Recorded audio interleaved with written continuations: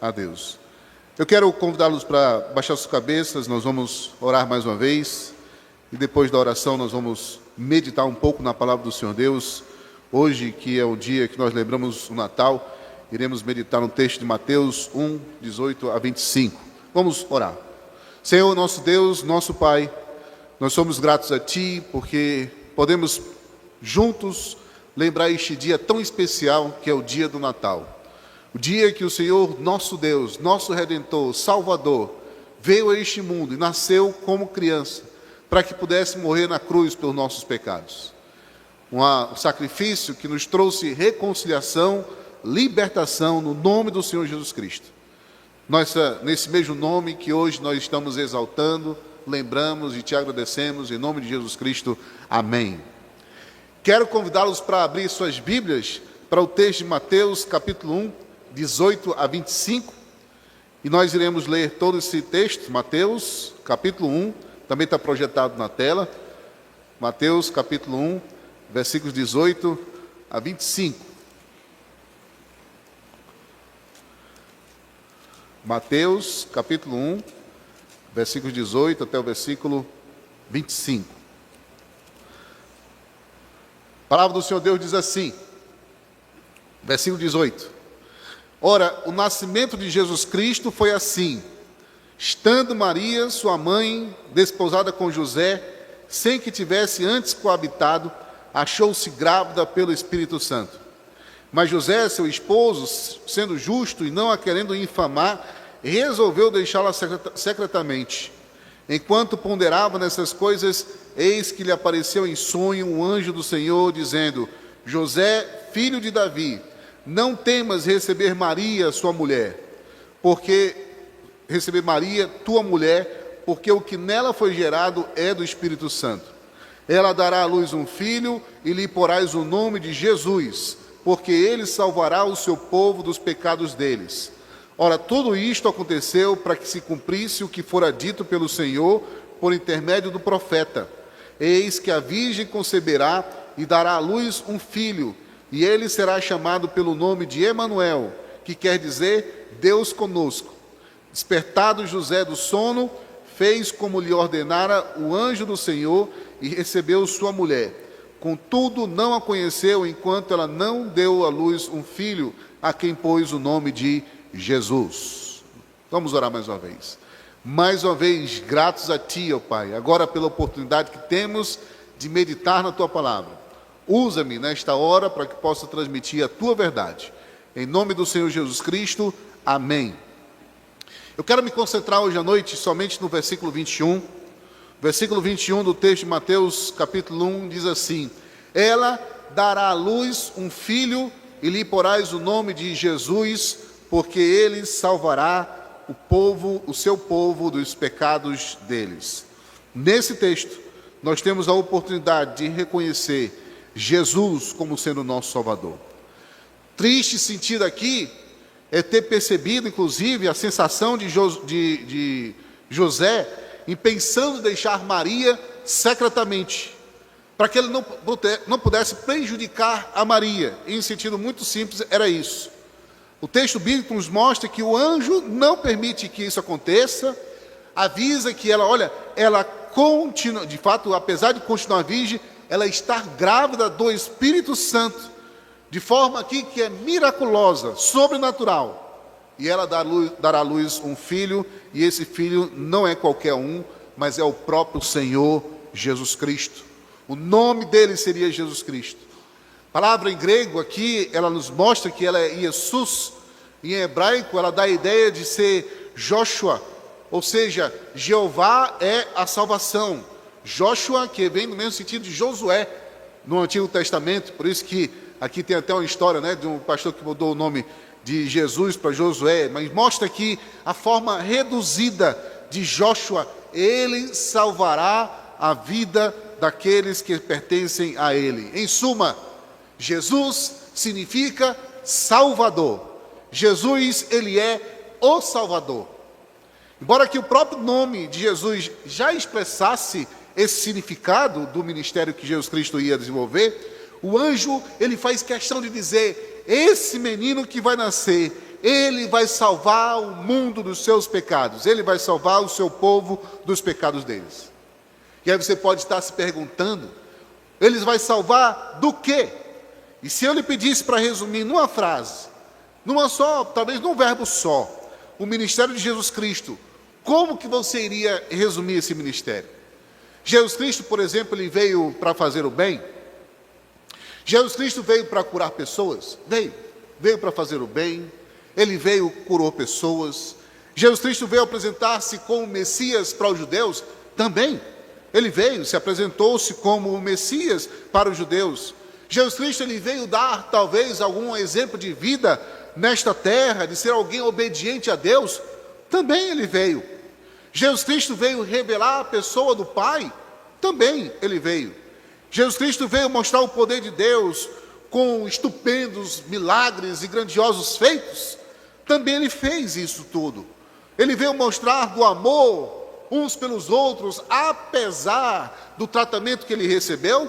Também ele fez isso. Isso tudo está certo.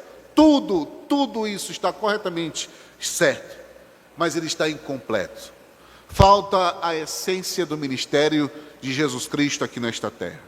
Resumindo numa expressão, a base do ministério, a razão pela qual Jesus Cristo veio a esta terra, Jesus, ele veio para salvar almas. Jesus Cristo, ele veio para salvar do inferno almas perdidas. Separar de Cristo a configuração do ministério dele de ser o Salvador, ou o conceito de Salvador, é distorcer o que ele fez aqui nesta terra. Jesus, ele não veio para ser um mártir. Jesus não veio para ser alguém eticamente correto nesta terra.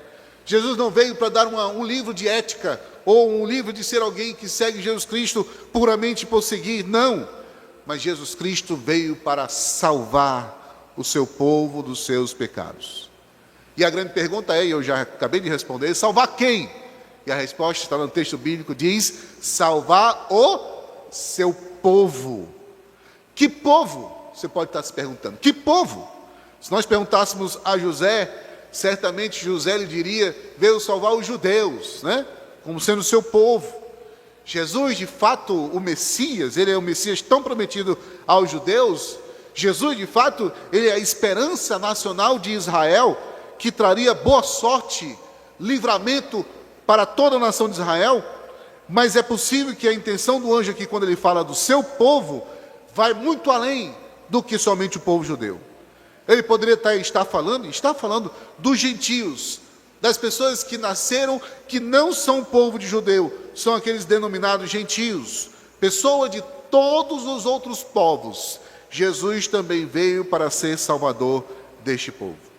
Tanto é que alguns até interpretam a palavra, e esse conjunto aqui de palavras, o seu povo, como tendo todos os salvos de todas as nações.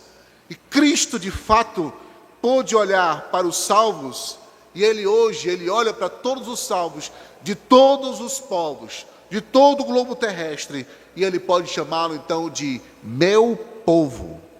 Não só porque Deus e Jesus Cristo é o Criador de tudo que existe, não só por saber que todas as coisas que pertencem, que estão aqui nesta terra, pertencem a Jesus Cristo, mas também porque ele se tornou o próprio membro da raça humana, se tornou o filho do homem, e ele salvou, comprou com o seu próprio sangue. Seja como for, a intenção que o anjo quis passar a José, a intenção que ele focalizou aqui, apenas nos judeus, ou no mundo inteiro, o fato é que a Bíblia ensina que a salvação, ela alcançou todo o globo terrestre. Alcançaria todos os gentios. Depois de morto, depois de ressuscitado, antes que Jesus Cristo fosse assunto aos céus, antes de subir para o céu, ele indicou o alcance do seu trabalho. Lá em Mateus 28 e 19, o texto bíblico que é bastante conhecido, ele diz, ide, portanto, fazei discípulos de todas as nações. fazei discípulos de todas as nações. Todos poderiam se beneficiar da salvação, e ele só tornou isso possível por causa da cruz, por causa de Jesus Cristo na cruz. Mas a grande pergunta é: e quanto a Israel? E quanto a Israel, do fato de tê-lo rejeitado, significa que Israel ficou de fora? Significa que hoje Israel perdeu a chance? A resposta é não. Não. Como nação escolhida, Israel seria apenas um posto de lado, até que ele volte, até que ele efetivasse a salvação de milhões de pessoas que não são de Israel, formando a igreja, formando que hoje nós estamos aqui, chegando até o Amazonas, até um lugar onde as pessoas, por último, descobriram, um mundo novo ainda, dizendo assim: olha, o Amazonas, ainda tem gente por lá, chegando o evangelho aqui, incluindo aqui os judeus, que hoje recebem Jesus como Salvador e fazem parte da igreja. Mas como povo, os judeus ainda estão aguardando uma beneficiação de salvação apenas no futuro. E ainda hoje continua no futuro, lá no final da tribulação, todo o Israel será salvo. Romanos 11, 26, o texto bíblico diz lá: todo o Israel será salvo. Mas a pergunta ainda continua, a pergunta crucial: ele viria salvar o seu povo de quê? Você pode estar se perguntando: mas eu estou bem, então não tenho nenhum problema, não, estou com boa saúde, não estou correndo nenhum perigo. Salvar por quê? Por que eu preciso de salvação? Por que eu necessito? Os crentes são muito prepotentes, né? Olham para a gente e dizem que nós precisamos de salvação, mas salvação de quê? Por que eu preciso de salvação? Até as crianças aqui da igreja sabem, mas se eu perguntar quantas vezes alguém precisa mentir para ser um mentiroso? Quantas vezes? Uma vez. Se você mentir uma vez, você já é mentiroso, já está taxado como mentiroso. Ah, pastor, mas foi só uma mentirinha branca, né? Tem até um negócio de mentirinha branca. Não é mentira. Mentira é mentira. Mentira seja de toda coisa, é mentira. É mentira. Quantas vezes alguém precisa roubar para ser um ladrão? Uma vez. Roubou uma vez, não é isso? Roubou uma vez, não é ladrão? É ladrão. Roubou uma vez, já é ladrão. Ah, pastor, foi uma borracha que eu estava na escola, eu tinha 7 anos de idade, 5 anos, eu peguei, eu tinha o nome escrito, mas eu botei na bolsa, cheguei em casa, eu raspei o nome, né? Passei na parede, o nome sumiu e eu usei novamente, né? Roubou, é ladrão, né? Precisa de um crime pior do que esse para ser condenado? Precisa de um crime pior do que esse cometido contra o Senhor Jesus Cristo? E aí você pode olhar para as nossas vidas e multiplicar quantas vezes nós pecamos durante o dia, durante a semana, quantas vezes nós cometemos pecados contra o Senhor nosso Deus. E alguém pode estar dizendo: não, pastor, mas eu nunca menti, eu nunca roubei. E aí eu pergunto: mas talvez você seja um assassino. Assassino? Mas como eu posso ser um assassino? A palavra do Senhor Deus diz: aquele que odiar, o simples fato de odiar, ter ódio do seu irmão, de alguma pessoa, a Bíblia compara dizendo que ele é pior do que o assassino.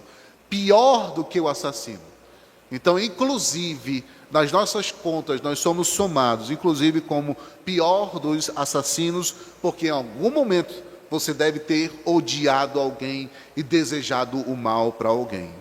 Salvar de quê? Salvar de uma doença mortal? Salvar de uma doença pandêmica, por exemplo?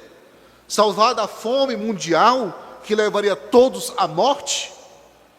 Jesus Cristo, ele veio salvar da pobreza e veio agora promover uma teologia mais rica, uma teologia da prosperidade. Salvar o mundo da guerra, veio resolver a guerra entre a Ucrânia e a Rússia, veio resolver a guerra entre Israel e os países ao redor palestinos, veio resolver isso. Não é assim também. Ele viria para salvar as pessoas dos seus pecados. É uma palavra que ela é odiada, ela é temida, ela mexe com a gente, né? Ela mexe com o seu orgulho de dizer assim: mas você está dizendo que eu tenho um pecado? Como é que está dizendo que eu tenho um pecado? É uma ideia de que alguém possa dizer assim, mas eu sou uma pessoa boa, né? Eu sou contribuinte da Receita Federal, faço a declaração anual toda bem feitinha, né? Conheço gente que pode até burlar o sistema, mas eu faço bem, eu sou o declarador de impostos, eu então até dou esmolas, e não compensa não? Não tem uma regra aí de compensação de pecados? Não tem compensação de pecados. Quer ter uma ideia de se alguém anda afinado com Deus? Você pode perguntar para qualquer pessoa, pergunte a ideia, o que é pecado? O que é pecado? A resposta vão dizer muita coisa, muita coisa. Vão se falar de tudo. Pecado é deixar as pessoas morrerem de fome. Pecado é essa guerra, um matando contra o outro. Pecado é a pessoa que fez a munição, que usando agora para as bombas atômicas agora. Pecado é tudo isso.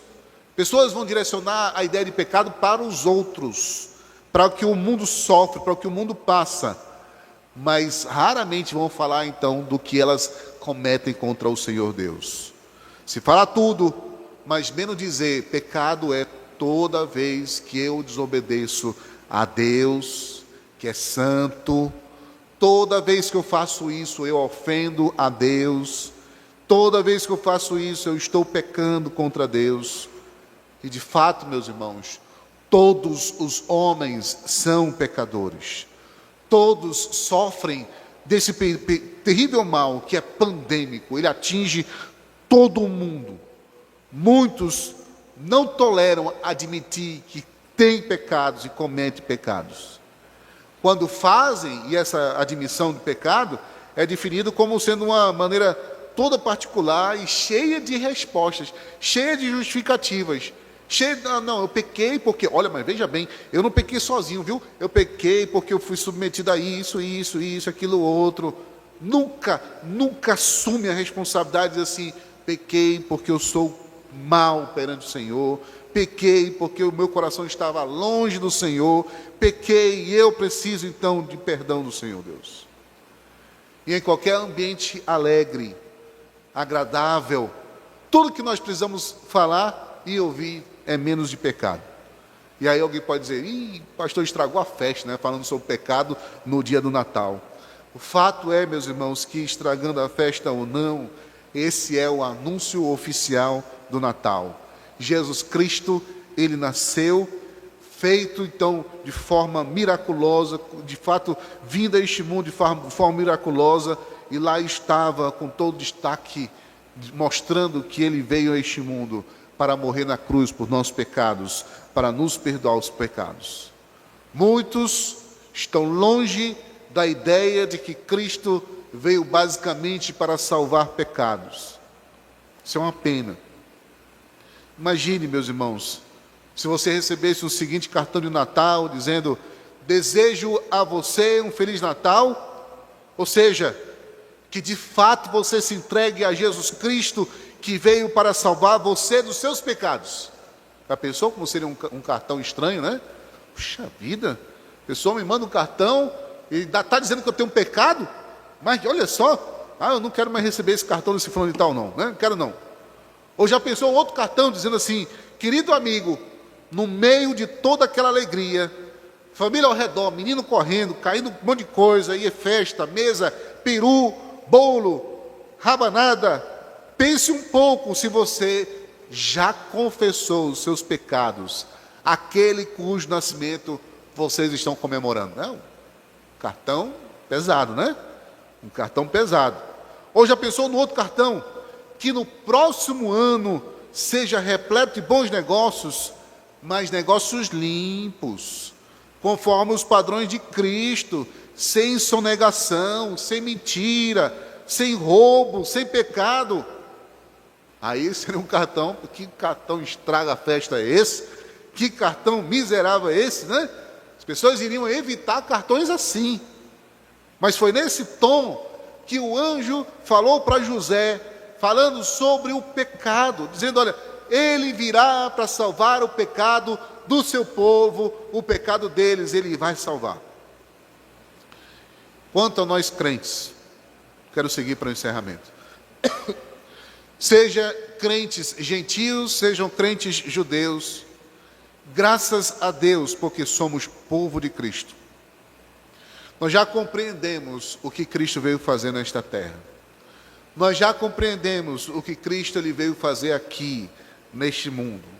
E através do arrependimento, nós já resolvemos definitivamente o problema dos nossos pecados. Fomos alcançados pela salvação do Senhor Jesus Cristo. E note, meus irmãos, a salvação, ela não é algo negociável, não é algo comprada. A salvação ela é uma coisa tão forte que alguns termos bíblicos do Novo Testamento dão a ideia de atracar um barco na beira. Os irmãos que têm a habilidade, como o irmão Narciso, né? O irmão Edmilson, aí, que são grandes navegadores, né? O irmão Heriberto, segurando avião, né? Não tem nada a ver. Então, note que a ideia é essa, é quando se jogam, lançam as cordas para a beira, e você então vai atracar ele segurando firme, para que possa ficar bem amarrado na beira, né? Então, no lugar onde tem que estar. A salvação é isso, é quando Deus ele chama e puxa. A nossa intenção, quando estamos cegos por nossos pecados, sempre é correr, mas não é correr em direção a Cristo, é correr contra Cristo, é do outro lado, é correr para o outro lado o mais rápido possível. Ninguém quer ser pego por Jesus Cristo, mas quando a salvação nos alcança, ela nos arrasta para perto do Senhor Jesus Cristo e nunca mais ela solta. É exatamente isso que Cristo veio fazer. É através do arrependimento que nós podemos resolver o problema dos nossos pecados. Mas também eu quero dizer para você que talvez ainda não tenha Cristo. Talvez que você ainda não tenha Cristo como sendo seu Senhor e Salvador. Quero dizer duas coisas. Primeira coisa, Cristo, ele veio salvar o homem dos seus pecados. Cristo, muito mais do que salvar da doença, ele também salva da doença. Ele realiza milagres. Tem pessoas aqui que foram alvos do milagre do Senhor Jesus Cristo. Jesus Cristo ele resolve o problema da fome, da pobreza, da guerra. Ele também faz isso. Mas no final das contas, esses males ainda são consequências diretas e indiretas dos nossos pecados. Jesus Cristo, ele veio salvar o homem do seu pecado e salvar de tudo isto. Na vida eterna não haverá nenhum mais males como esses. Na vida eterna não haverá mais guerra, não haverá fome, não haverá necessidade, não haverá injustiça. Nós viveremos perfeitamente com o Senhor Jesus Cristo. E em segundo lugar, não me ache como sendo hoje um estragador das festas de Natal, porque eu estou falando de pecado hoje. Mas, pelo contrário, eu quero que você tenha o melhor Natal da sua vida, o melhor Natal que você possa desfrutar. E esse melhor Natal da sua vida seria aquele em que você também estaria consciente dos seus pecados, que você aceite Jesus Cristo como sendo aquele que nasceu para salvá-lo, como diz o versículo 21, para aquele que nasceu para morrer na cruz pelos nossos pecados, meus e os seus, e que tornou possível hoje, neste momento, termos acesso ao céu e sermos convidados para a salvação. E nesse Natal, se porventura ainda há alguém que ainda não tenha Cristo como Senhor e Salvador, arrependa-se, peça perdão dos seus pecados e seja perdoado. Desta forma, nós podemos comemorar o verdadeiro Natal. Que Deus possa aplicar sua palavra aos nossos corações, nos dando a oportunidade de desfrutar plenamente deste Natal. Vamos orar. Senhor nosso Deus, nosso Pai, nós somos gratos a Ti e bendizemos, Senhor Deus. Glória ao Teu santo nome. Pedimos que o Senhor Deus possa estar conosco hoje e sempre. Nessa semana que já iniciou, pedimos a Tua direção, nas festividades que acontecerão, nos proteja do mal, do maligno, dos agentes do mal também, ó Pai, possamos estar protegidos sempre guardados em tua santa mão. Agradecemos a ti por todos que aqui chegaram, e se porventura há alguém que ainda não tem Jesus como Salvador, toque no coração dela, Pai. Faça como se amarra um navio no cais, puxe para perto do Senhor Deus, coloque na tua presença, e nunca ela possa se afastar. Nós te agradecemos, ó Pai, por esta noite, te bendizemos em nome de Jesus Cristo. Amém. Meus irmãos, eu quero lhes convidar para que possa participar do nosso coffee break. Nós temos ali um coffee break lá embaixo, pequeno lanche para que você possa, antes de ir para casa, preparando-se para o jantar, né? Mas não deixe de ficar, o portão já foi fechado, está trancado já, então nós só vamos sair depois que todo mundo participar do coffee break. Nós queremos conhecer melhor vocês também, e também nos importar com você também. E para que a gente possa encerrar, já com um aspecto de pós-lúdio instrumental, eu quero convidá-los para nós cantarmos o Cântico Natal, que é o número 130, né? 130? Noite de Paz. 131. 131 do Voz de Melodia. Nós vamos cantar mais uma vez este hino, e nós vamos cantar ele em pé, e aí nós vamos então na segunda, terceira estrofe, já estamos despedidos, você pode dedicar Feliz Natal para todos, abraçar uns aos outros também, regozijando no Senhor também por esta data tão importante que é o nascimento do Senhor Jesus Cristo. Noite de Paz, vamos cantar.